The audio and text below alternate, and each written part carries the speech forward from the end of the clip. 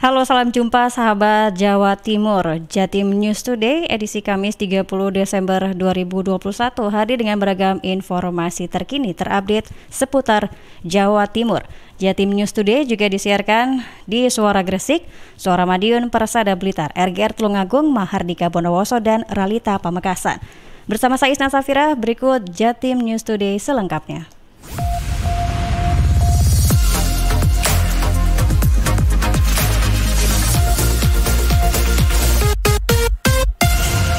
Ya sahabat, informasi pertama, 44,7 kg sabu-sabu berhasil diamankan Satreskoba Polresta Surabaya dari berbagai tempat di Jawa Timur. Berikut laporan dari Hanif Nasrullah, Kantor Berita Antara.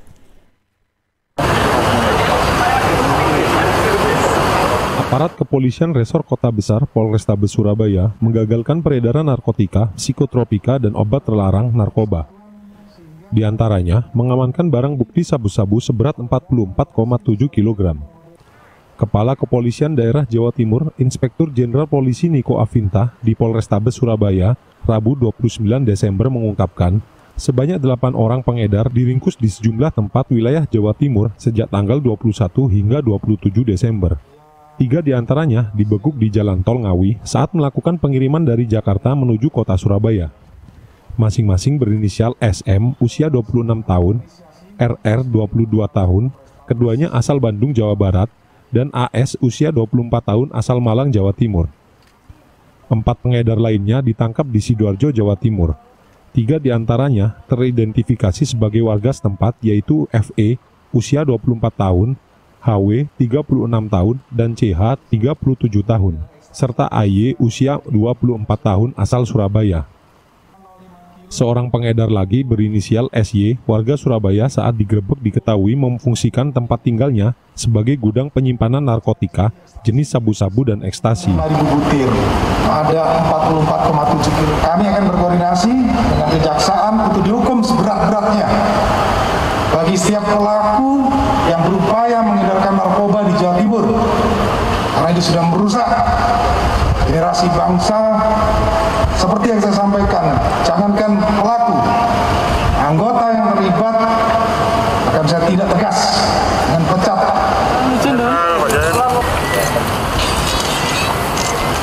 Dari 8 pelaku tersebut, polisi juga mengamankan barang bukti narkotika jenis ekstasi sebanyak 31.082 butir, serbuk narkotika jenis ekstasi seberat 1 kg, dan ganja 1,3 kg. Polisi masih mengembangkan penyelidikan untuk memburu kemungkinan banyak pelaku lainnya yang terlibat.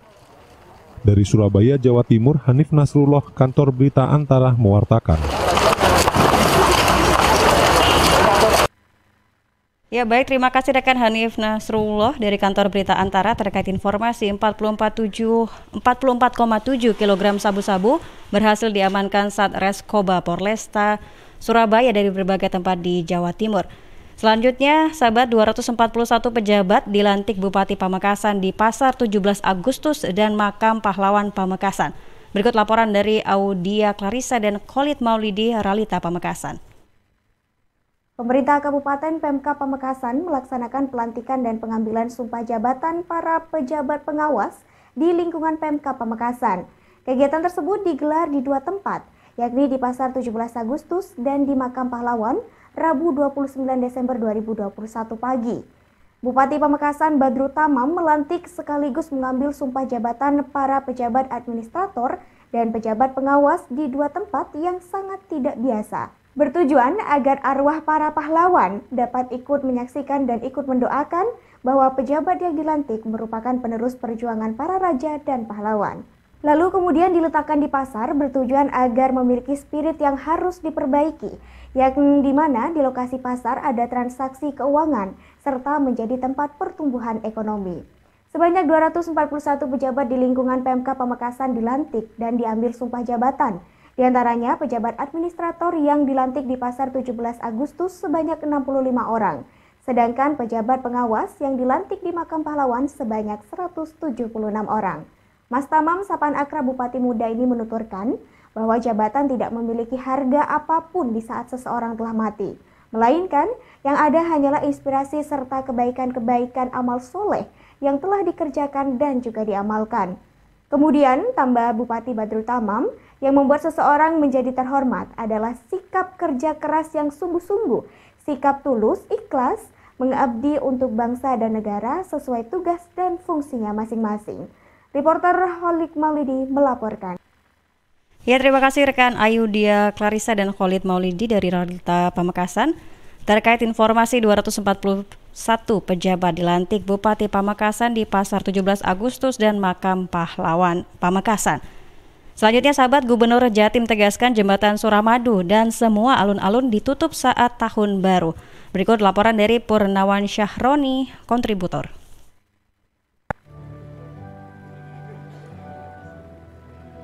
Gubernur Jawa Timur Kofifa Indar Parawansa usai menyerahkan sertifikat tanah kepada Kepala Daerah se-Jawa Timur di Gedung Negara Gerahadi Surabaya mengimbau kepada masyarakat untuk tetap di rumah saja saat tahun baru. Kofifa juga mengatakan kondisi kasus COVID-19 di Jawa Timur saat ini sangatlah baik, tingkat kematian 0 dan kasus baru hanya 5 kasus saja.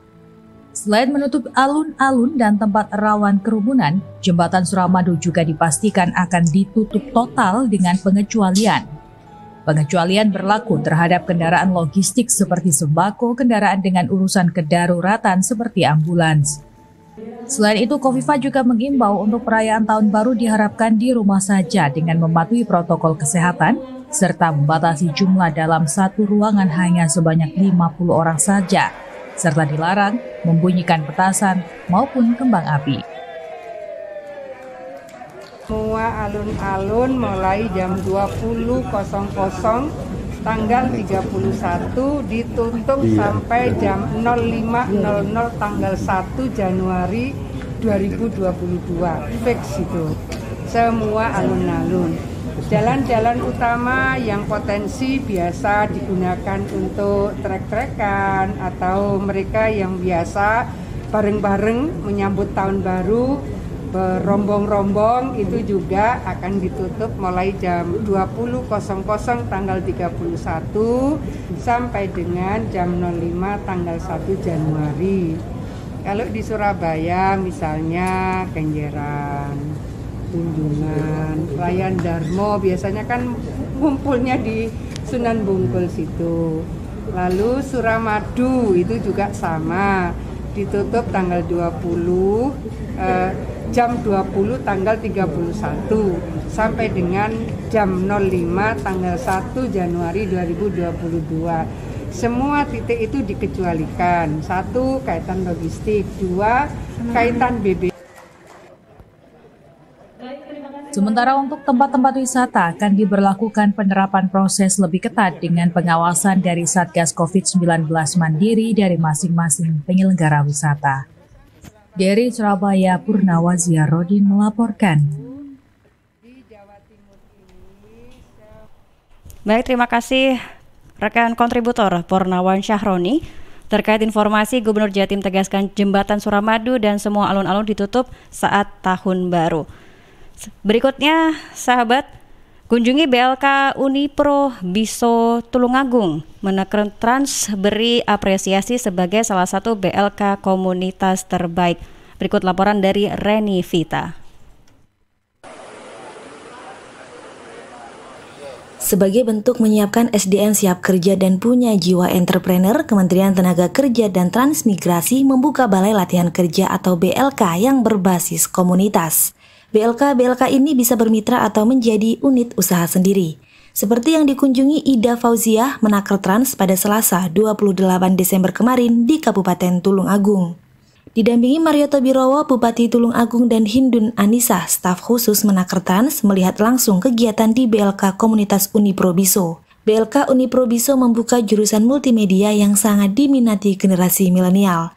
Menurut Ida Fauziah, BLK Unipro Biso bisa menjadi salah satu BLK komunitas terbaik yang dibangun Kemenakertrans. Dan alhamdulillah BLK ini sudah mampu bermitra dan menjadi unit usaha tersendiri. Saya kira yang kita dorong adalah tidak hanya menciptakan lapangan kerja untuk diri sendiri, tapi juga bisa menciptakan kerja buat orang lain. Jadi dengan kompetensi yang dibekali melalui BLK komunitas ini mampu melahirkan entrepreneur dan mampu merekrut tenaga kerja baru. Ini luar biasa.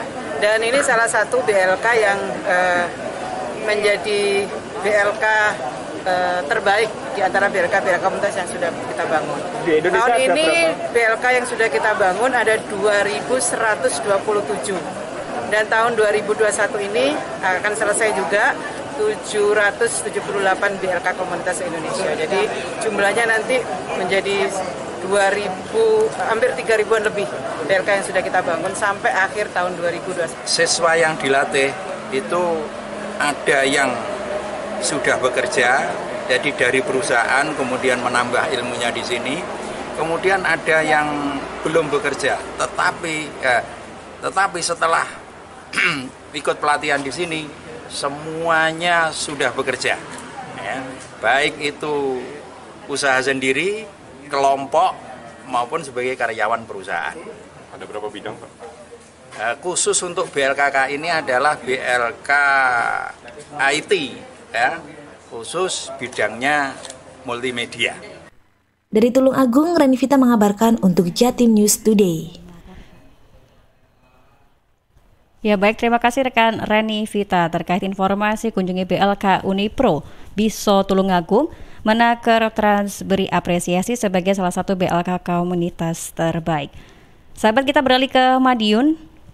Punya jalur sepeda wisata, Kota Madiun dinobatkan sebagai kota ramah sepeda. Berikut laporan dari Kiki Desilia, Rama Permana, Suara Madiun.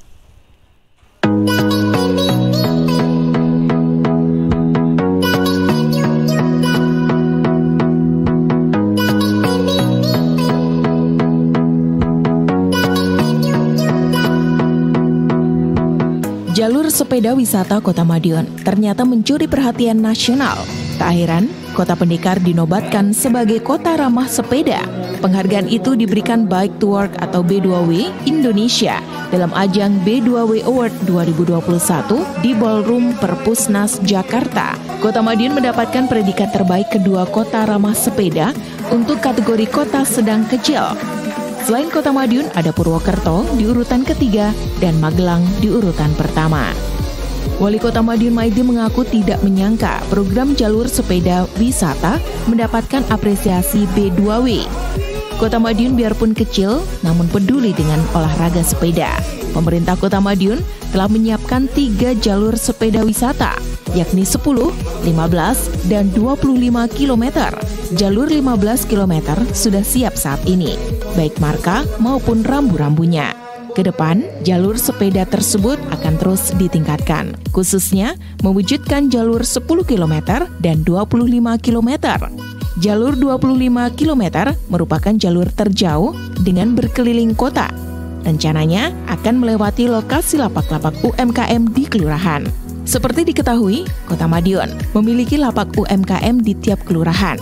Selain membudayakan olahraga bersepeda, juga menjadikan ajang promosi lapak untuk meningkatkan ekonomi lokal.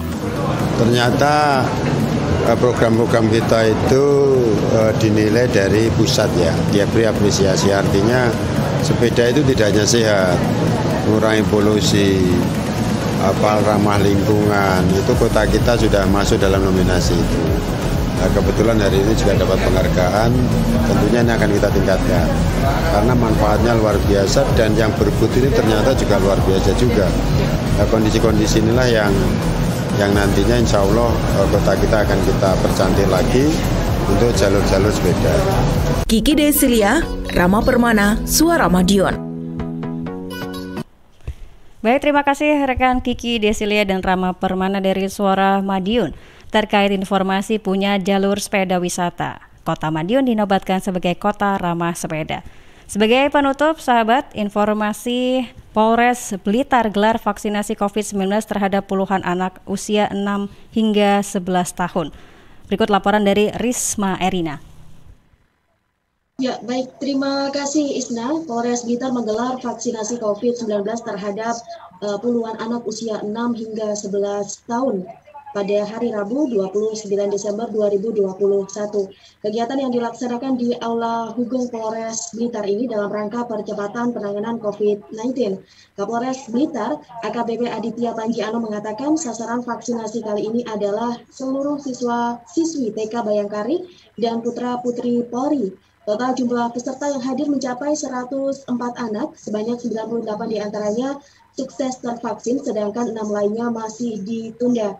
AKBP Aditya menuturkan, sebelum pelaksanaan vaksinasi terlebih dahulu anak-anak ini sudah dihibur oleh Polwan Polres Blitar, kemudian setelah disuntik, anak-anak ini mendapatkan hadiah dari Kapolres Blitar dan Ketua Kemala Bayangkari Cabang Blitar. AKBP Aditya menambahkan sebelum divaksin, anak-anak ini juga dilakukan screening.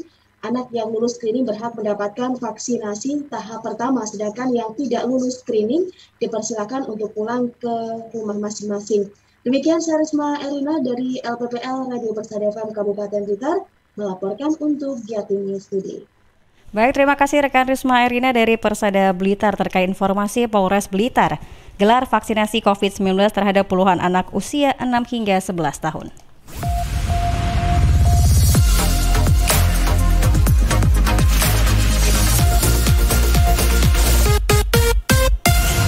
Baik sahabat Jawa Timur, informasi tadi sekaligus menutup jumpa kita di Jatim News Today edisi Kamis 30 Desember 2021.